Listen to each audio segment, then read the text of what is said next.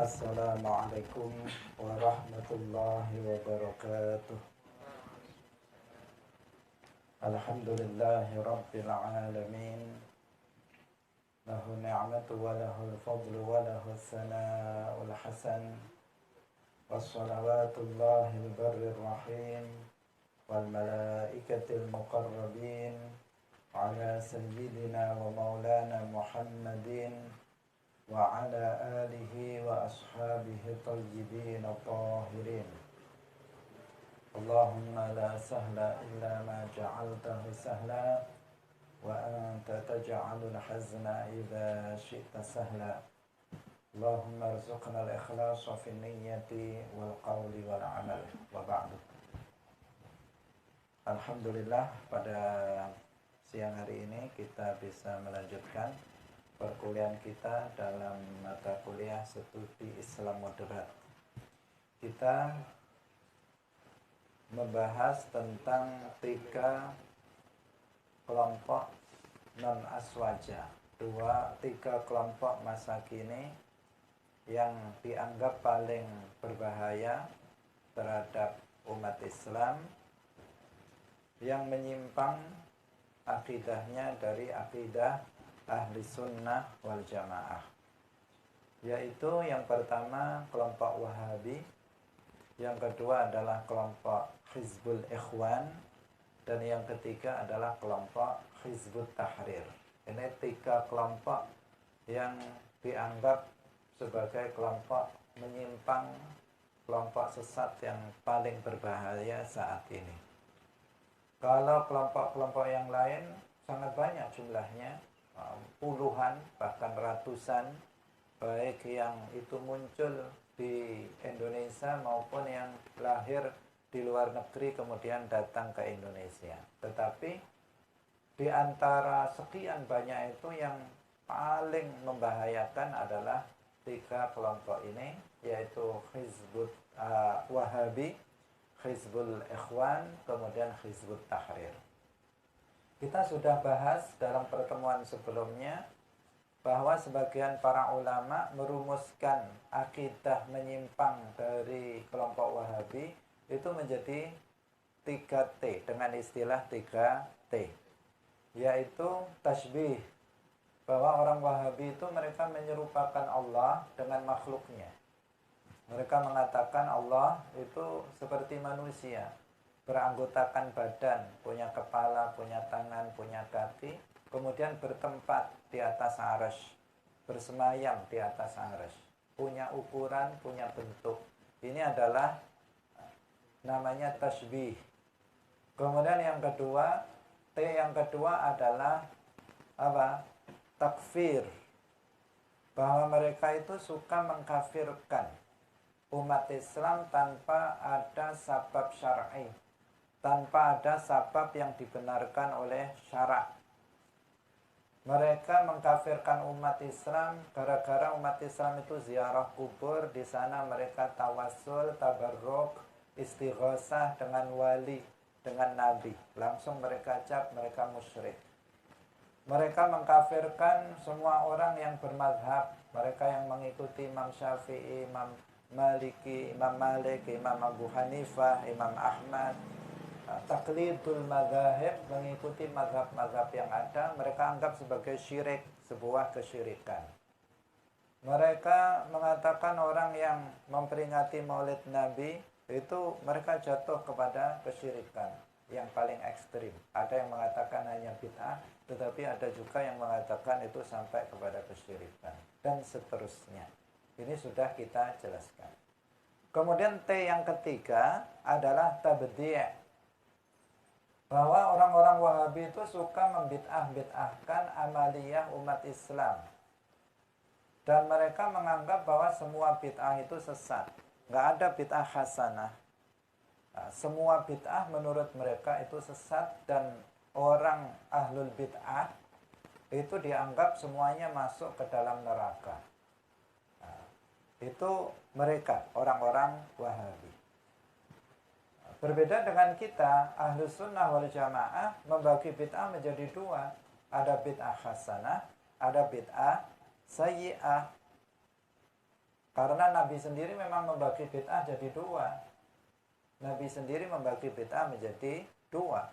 Di antara hadis yang terpendek yang kalian bisa hafalkan, yang menunjukkan bahwa bid'ah itu ada dua, adalah hadis Rasulullah, man ahdatsa fi amrina hadza ma laysa minhu fahuwa raddun. Man ahdatsa fi amrina, barang siapa yang membuat perkara baru dalam agama kita, itu namanya bid'ah. Bid'ah itu apa? Pengertiannya kalau sesuatu secara bahasa adalah membuat sesuatu yang baru yang belum ada contoh sebelumnya. Itu namanya bid'ah secara bahasa.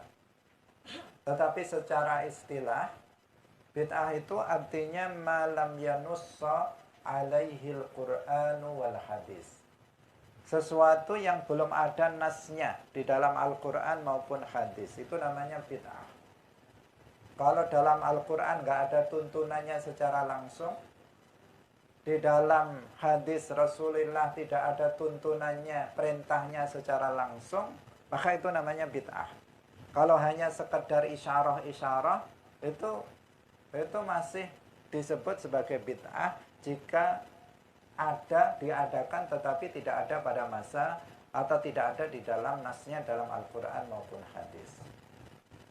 Contohnya, sebelum kita lanjutkan hadis yang tadi. Contohnya misalnya peringatan Maulid Nabi. Kita setiap ini sebentar lagi kita akan memasuki bulan Maulid Rabiul Awal. Semua umat Islam merayakan peringatan Maulid Nabi. Di seluruh penjuru dunia Islam itu kalau bulan Rabiul Awal maka mereka melakukan peringatan Maulid Nabi. Yang berlaku di kita, peringatan Maulid Nabi yang seperti yang kita saksikan, ada pembukaan, pembacaan ayat suci Al-Quran, kemudian apa? Ada baca sholawat, ada baca sejarah Nabi, kemudian ada ceramah agama, kemudian ada doa, ada makan-makan. Itu biasanya program atau kegiatan yang dilakukan dalam peringatan Maulid Nabi. Kegiatan peringatan Maulid Nabi dengan model yang seperti itu, ada nggak tuntunannya dalam syariat Islam secara sharih, nasnya dalam Al-Quran? Misalnya perintah ihtafilu bil maulidin Nabi. Pernah nggak kita temukan dalam Al-Quran seperti itu? Nggak ada. Dalam Al-Quran nggak ada. Dalam hadis juga nggak ada. Senas yang sharih yang memerintahkan atau menuntunkan peringatan Maulid Nabi dengan model seperti yang kita lakukan sekarang ini, itu nggak ada. Maka yang seperti itu namanya apa? Bid'ah. Yang semacam itu namanya bid'ah. Berarti peringatan Maulid Nabi dengan cara yang kita lakukan ini tergolong sebagai bid'ah. Karena apa? Lam yanussa alaihil Qur'an wal hadis. Tidak ada nasnya dalam Al-Quran dan hadis. Kalau isyarat ada. Misalnya Nabi ketika ditanya, kenapa beliau itu berpuasa pada hari Senin? Beliau menjawab, zalika yaumun wulidtu fihi. Pada hari itu adalah hari di mana aku dilahirkan. Karena itu saya berpuasa. Ini kan mengisyaratkan bahwa Nabi itu memperingati hari lahir beliau dengan melakukan sebuah amalan sunnah, yaitu berpuasa. Nah, ini peringatan Maulid Nabi, tetapi itu adalah isyarat dan bentuknya berbeda dengan apa yang dilakukan oleh Rasulullah Shallallahu Alaihi Wasallam. Maka itu namanya bid'ah. Nah, Rasulullah tadi bersabda, man ahdatsa fi amrina hadza ma laysa minhu fahuwa raddun. Barang siapa yang membuat bid'ah, membuat sesuatu yang baru, yang tidak ada nasnya dalam Al-Quran dan hadis, dalam agama, yang dia malaysa minhu, yang dia bukan merupakan bagian dari agama, dia bertentangan dengan agama, bertentangan dengan Al-Quran, bertentangan dengan hadis, fahuwa raddun ay mardudun, maka amalan itu ditolak. Nah, jadi ini namanya makna yang mantuk, yang terucap. Barang siapa yang membuat perkara baru dalam Islam, dengan kata lain bid'ah. Barang siapa yang membuat bid'ah dalam Islam, yang bid'ah itu tidak sesuai dengan agama, nggak sesuai dengan Al-Quran, nggak sesuai dengan hadis, ma laisa minhu fahuwa raddun, maka bid'ah itu tertolak. Itu pemahaman yang terucap. Tapi di sini ada pemahaman yang tidak terucap. Pemahaman yang tidak terucap adalah yang disebut dengan mafhum mukhalafah, adalah man ahdatsa fi amrina hadza ma huwa minhu fahuwa maqbul. Barang siapa yang membuat bid'ah yang dia ma huwa minhu, yang dia adalah merupakan bagian dari agama, dia sesuai dengan agama, sesuai dengan Al-Qur'an, sesuai dengan hadis, fahuwa maqbulun, maka dia diterima. Karena yang harus diperhatikan di sini adalah sabda Nabi ma laisa minhu. Ini qaid bahwa perkara baru dalam Islam yang ditolak itu adalah perkara baru yang ma laisa minhu, yaitu perkara baru yang bukan merupakan bagian dari agama. Artinya dia bertentangan dengan agama, bertentangan dengan Al-Quran, bertentangan dengan hadis, maka fahuwa raddun. Lalu bagaimana jika sesuatu yang baru itu ma huwa minhu, dia tidak bertentangan dengan Al-Quran dan hadis, tetapi sesuai dengan Al-Quran dan hadis, maka fahuwa maqbulun, maka dia diterima. Karena untuk mardud itu adalah yang ma laisa minhu. Kalau dia ma huwa minhu, maka mafhumnya dia adalah maqbul, maka dia diterima. Berarti ada bid'ah yang mardud, ada bid'ah yang maqbul. Ada bid'ah yang ditolak, yang disebut bid'ah sayyi'ah. Ada bid'ah yang yang mardud, yang disebut dengan yang maqbul, yang disebut dengan bid'ah hasanah, bid'ah yang baik. Nah, sekarang kita lihat misalnya peringatan Maulid Nabi tadi, itu kan bid'ah. Tetapi kita lihat acara-acaranya. Dari pertama, misalnya acara pertama pembacaan ayat suci Al-Quran.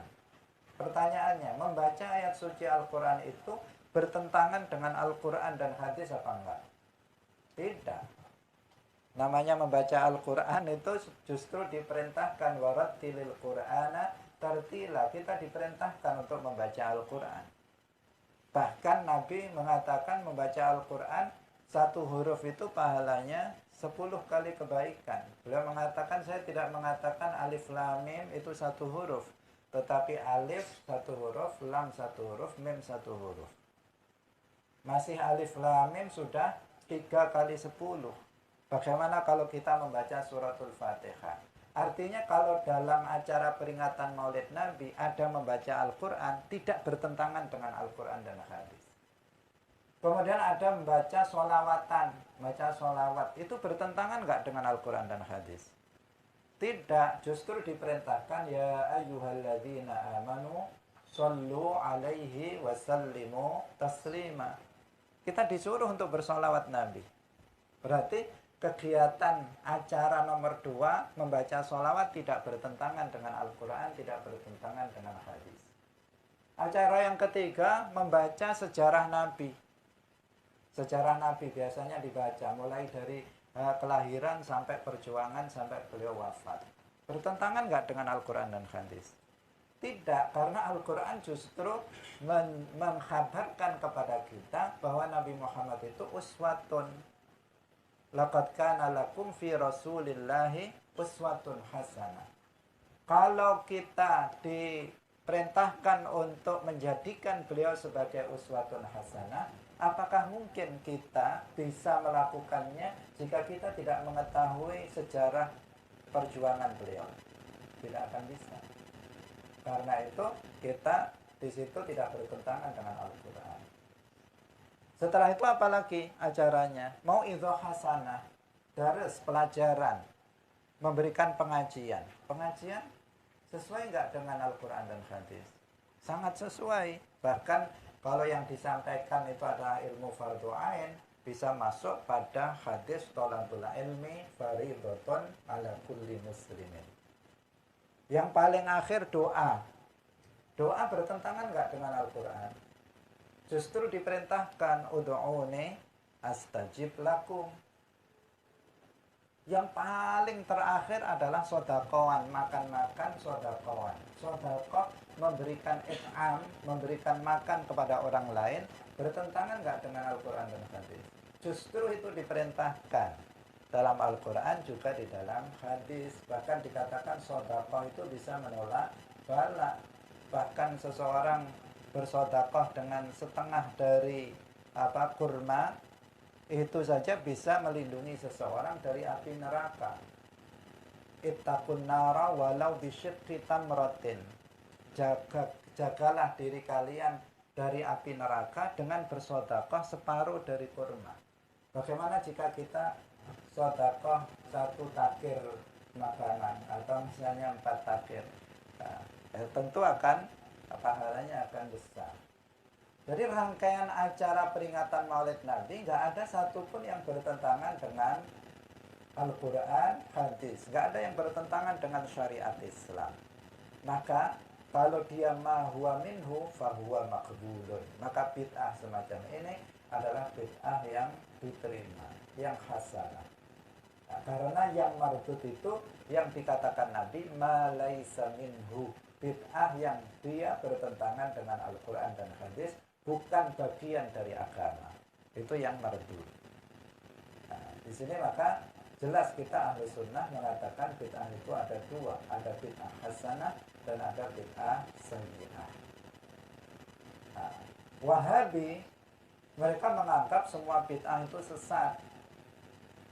Dalil yang mereka hafalkan selalu adalah itu yang mengatakan kullu bid'atin dhalalah wa kullu dhalalatin finnar. Itu yang diulang-ulang. Itu memang ada hadis seperti itu. Tetapi lafaz kul itu meskipun dia adalah lafaz yang umum, tetapi dalam hadis itu sudah dijelaskan oleh Al-Imam An-Nawawi dalam syarah Sahih Muslim. Itu sudah dijelaskan bahwa ini adalah amun makhsus. Lafadznya umum tetapi dia sudah dikhususkan dengan hadis-hadis lain yang menunjukkan bahwa bid'ah itu tidak semuanya sesat. Sehingga kemudian para ulama memaknai kullu bid'atin, kullu di situ artinya bukan setiap, bukan semua, tetapi artinya adalah aghlab. Bahwa aghlabul bid'ah, kebanyakan bid'ah itu adalah sesat. Kebanyakan bid'ah itu adalah sesat. Bukan semua bid'ah sesat, tetapi kebanyakan bid'ah itu sesat. Kamu lihat sesuatu hal yang baru sekarang, aneh-aneh sekarang, rata-rata menyimpang dari syariat Islam. Kamu lihat di YouTube atau di TikTok atau di mana, hal-hal yang baru-baru, dulu nggak ada, sekarang ada. Rata-rata itu menyimpang dari syariat Islam. Bahkan akad-akad muamalat pada zaman sekarang ini aneh-aneh, hal yang baru, rata-rata menyimpang dari syariat Islam. Itu namanya bid'ah sayyi'ah. Belum lagi kita ke akidah. Sekarang orang yang membuat akidah-akidah baru, bahkan bermunculan paham-paham baru, bukan hanya skopnya itu nasional atau internasional, lokal itu ada. Kemarin baru kita beberapa bulan yang lalu ada kelompok di Badas, itu yang ada seseorang di Badas, itu ada seseorang yang dia mengaku Al-Mahdi. Dia membuat ajaran yang aneh. Kemudian alhamdulillah bisa kita selesaikan.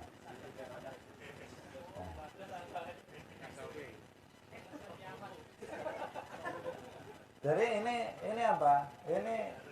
Itu semuanya bid'ah. Makanya dikatakan kullu bid'atin dhalalah. Kebanyakan bid'ah itu sesat. Tapi bukan semuanya. Ada bid'ah yang hasanah. Bid'ah hasanah. Dulu nggak ada yang bid'ah sayyi'ah itu, seperti dulu misalnya nggak ada goyang ngebor, itu dulu nggak ada. Baru kemarin beberapa tahun yang lalu ada orang yang membuat bid'ah goyang ngebor. Goyang gergaji dulu juga nggak ada. Kemudian ada yang membuat perkara yang baru, dulunya nggak ada, sekarang buat, itu namanya kan bid'ah.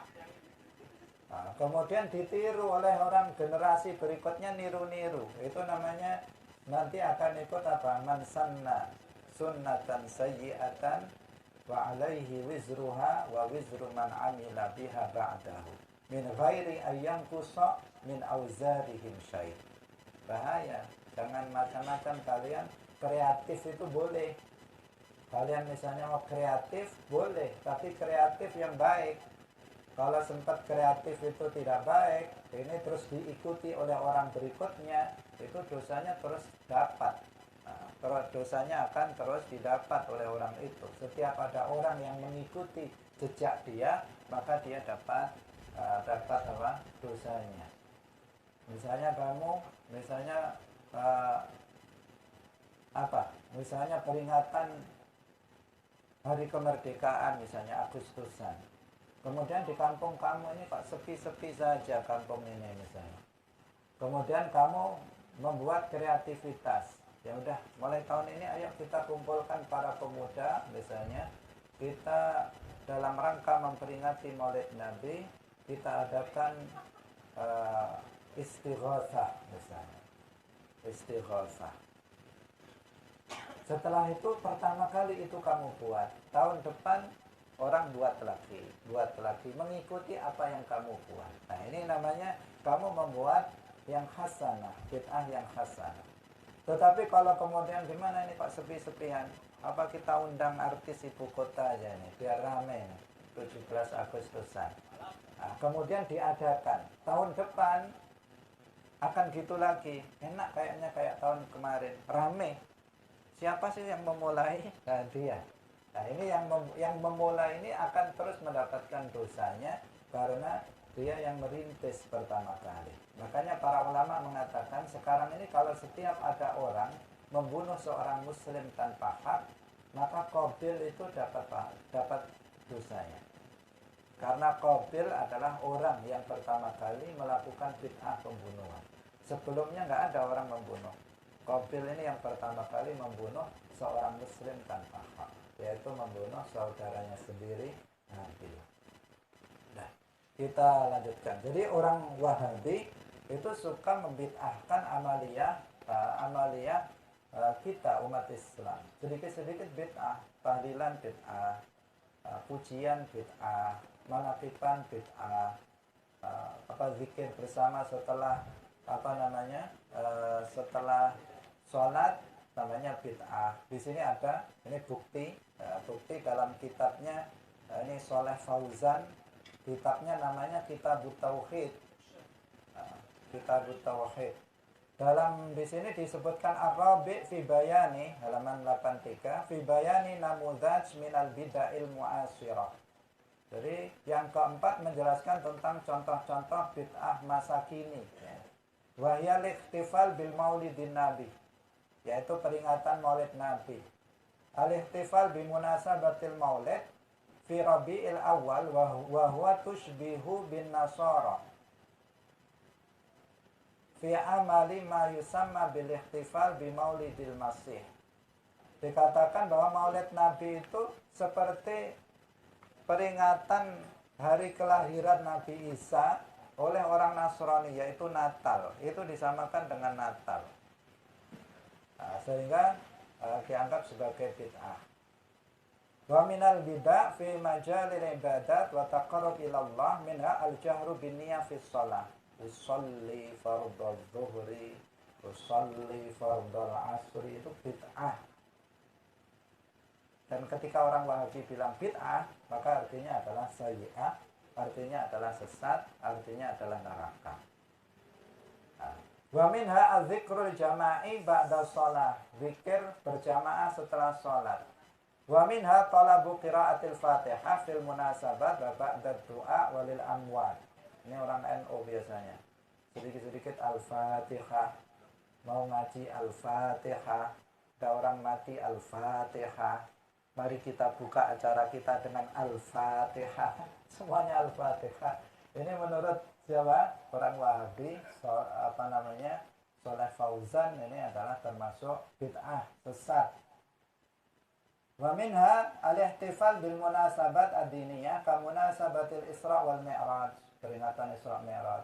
Wa munasabatil hijrah an-nabawiyah, peringatan hijrah. Wa min dzalikal azkar as-sufiyah, zikir-zikir para sufi, semuanya bid'ah. Wa min dzalika takhsis lailatan nisfi min Sya'ban bi qiyam wa yaumin nisfi min Sya'ban. Puasa dan salat nisfu Sya'ban dianggap sebagai bid'ah. Wa khitaman naqul innal bid'ah baridul kufur. Dia mengatakan yang terakhir bahwa bid'ah itu adalah pos menuju kekufuran yang menghantarkan seseorang pada kekufuran. Nah, ini orang Wahabi. Dia mengatakan lagi dalam kitab yang lain, dia mengatakan membaca shadaqallahul azim itu bid'ah. Padahal kita kalau habis baca Al-Quran kemudian kita mengatakan apa? Shadaqallahul azim, kata dia bid'ah. Nah, dan seterusnya berzikir dengan tasbih subhan itu juga bid'ah menurut orang Wahabi. Pokoknya semuanya bid'ah menurut mereka apa yang kita lakukan, sehingga orang NU ini dianggap sebagai ahlul bid'ah.